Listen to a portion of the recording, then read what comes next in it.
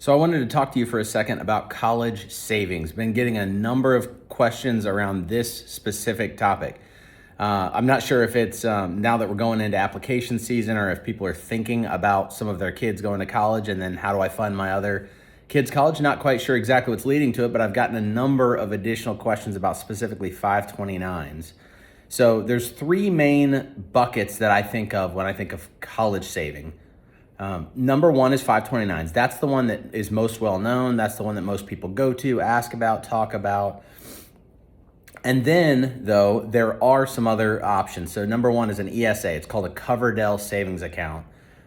If you don't know about that, you should at least look into it a little more. I'll tell you a couple key points right now that you want to make sure and know before you dive into that as an option for college funding. The other one that very few people know about, and in fact, I hadn't thought about this in quite a while, but it's a newer tool that we're suggesting for some folks for college planning.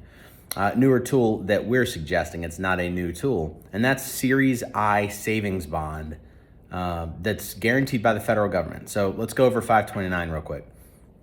529s have, I'll kind of hit a pros and cons list or a bullet point list. So 529s have essentially no limit. It's several $100,000 that you can contribute into them. So especially if you're starting early, you can put in almost as much money as most folks would be putting towards funding of an education ahead of time.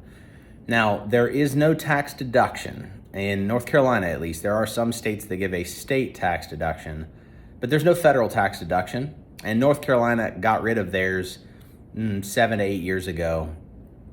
So there's no tax deduction on that. But dollars you put in do grow tax deferred and come out tax free as long as they're spent on qualified educational expenses. There are some new rules that allow you to spend that on K through 12 school, not just college or university, and a tech schools. You could go to a local community college as well. There's some books and laptops and other supplies that it can potentially go towards. You just need to make sure, look at that category. But think of it as covering tuition and major educational expenses. Also, there's a carve out if you were to worry, hey, well, what if I save all this money and my kid gets a scholarship? Well, if they get a scholarship, there's also a carve out in the law that allows you to take out the amount that was applicable towards educational expenses. Even if that kid got, say, a $10,000 scholarship, then you could take out $10,000 and it would count as if you took it out for educational expenses. You wouldn't be penalized for that. So 529, not a bad option. You have a very high funding level that you can hit. There's no income limit to decide whether you can participate, and it grows tax deferred and comes out tax free if used for educational expenses. Okay, so let's go on to an ESA. An ESA, well, actually, really quick, a downside to a 529 is you have to be in a plan that is specifically sponsored by a state. It doesn't have to be your state. One that's popular or that's a favorite of mine right now is the Unique College Savings Plan. I believe it's New Hampshire that sponsors it, and it's through Fidelity. Just has a really easy user interface. It has lower cost options relative to other 529s. But a downside of 529s is you have to be in one of these state-sponsored plans. And you have a very limited number of investment options. Sometimes it's 3 or 4, sometimes it's 10 or 15. But it's almost like a more restricted 401k. Very limited investment options. And because of some federal law, you can only trade in it 2 times per year. So if you felt like there needed to be some risk management done, if you needed to reallocate, rebalance, you can only do that twice per year. So that, in our opinion, seeing risk management is very important. That's a big downside. Now, that doesn't mean we're against 529s. We love 529s for the right person, for the right purpose. But that is a big downside that you can only manage it 2 times per year. They're trying to cut down on people trading too frequently, but ultimately that's an unreasonable restriction on trading. So let's go on to ESAs real quick, Coverdell savings accounts. ESA refers to educational savings account. Comes out of, I believe, the Coverdell bill is what drafted. I could be wrong on that, but give me grace if I am. This is a really good option if that last thing I mentioned bothers you. So if you want your money to be able to be more actively managed or tactically adjusted, an ESA is probably right for you, because you can invest it at any traditional brokerage house, TD Ameritrade, Schwab, Fidelity, wherever. You don't have to be in a state-sponsored plan. You can just open the account, fund it, and invest it in any normal equity security you would invest in, bonds, mutual funds, etc. Now here's a couple downsides. So the cap per year per child is $2,000. So pretty low. If you start early in a kid's life, it's reasonable, right? If you have 16 to 18 years left, you can put in 30, 40 grand in there by the time they're getting into or progressing through college. And ultimately, if invested well, that could have grown pretty substantially, right? That could be 50, 60, 70, 80, 100 grand, 200 grand. Depends on how you invest it, when you invest it. But it is a smaller cap, of course. If you're looking to put a bunch of money aside for a child or grandchild, an ESA may not be for you, or it may not be the only vehicle. But if you're going to put in $1,500, $2,000 a year in total anyways, might as well use an ESA and not have all those other restrictions.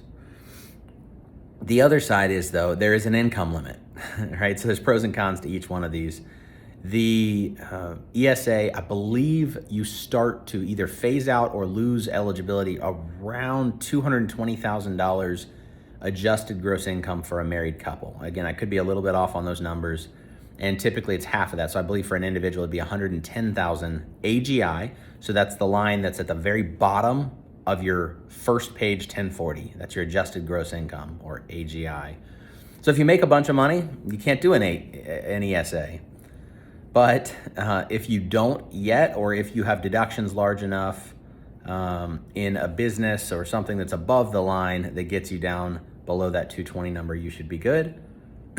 So 529 and ESA, we've hit those. The last one is really a very little known thing that we really, to be honest, have not used a bunch in planning. A client reminded me of it. It's a pretty obscure finding. A client reminded me of it just a few weeks ago, and I realized this is a great opportunity for college funding. It's a Series I bond issued by the federal government. So you can go to treasurydirect.com. I think that's correct. I'll verify that, and I'll post in the bottom of this link just to make sure you get the right one. But search Treasury Direct in Google and you'll find it. Series I bond. Right now, it is paying a 7.12% rate, annualized, compound rate. And a part of that is an actual guaranteed set rate. And then on top of that is an inflation adjuster. So I don't remember the exact guaranteed base rate. I think it's in the 3-ish% range, 2 or 3% range. But then there's an inflation adjuster.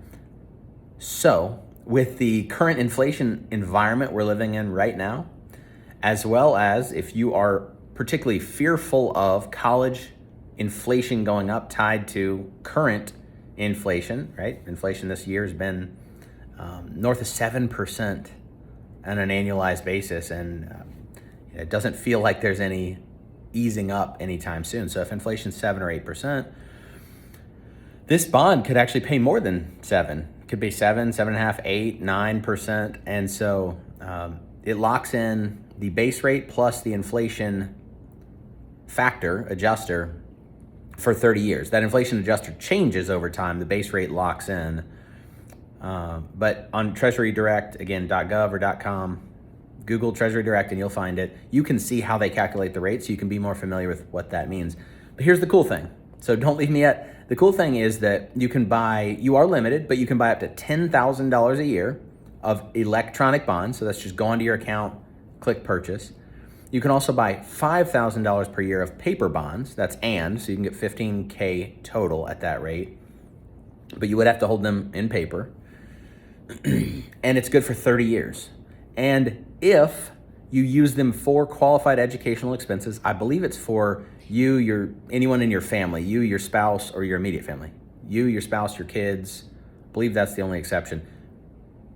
the earnings are tax-free. So if you've got 2, 5, 10, 15 years until your kids are going to college, and you particularly don't want to take risk, you don't want to worry too much about the funding, and you just want to pile money aside that can be tax advantaged, it might make really good sense to buy at least that maybe the $15,000, and or set up a Treasury Direct account for your spouse and buy another $10,000 a year in your spouse's name. That's getting you 10, 20, if you get the paper bonds, $25,000 or $30,000 a year put aside for your kids or grandkids for educational expenses. I'm not sure about the grandkids. I'll need to verify that, but for your kids for sure, you can take out for educational expenses with zero taxes. So 7% a year, plus or minus, as the inflation rate changes, and you can take it out tax-free. That's pretty cool. So those are three major options for college funding. If you have further questions, reach out to us at hello@spartanplanninggroup.com or call us at 800-371-1292. We'd be happy to set up an appointment with one of our on your side financial advisors and help guide you through your college funding plans for you, your kids, or your grandkids. All right. Well, I hope you have a blessed day, and we'll talk to you soon. Bye.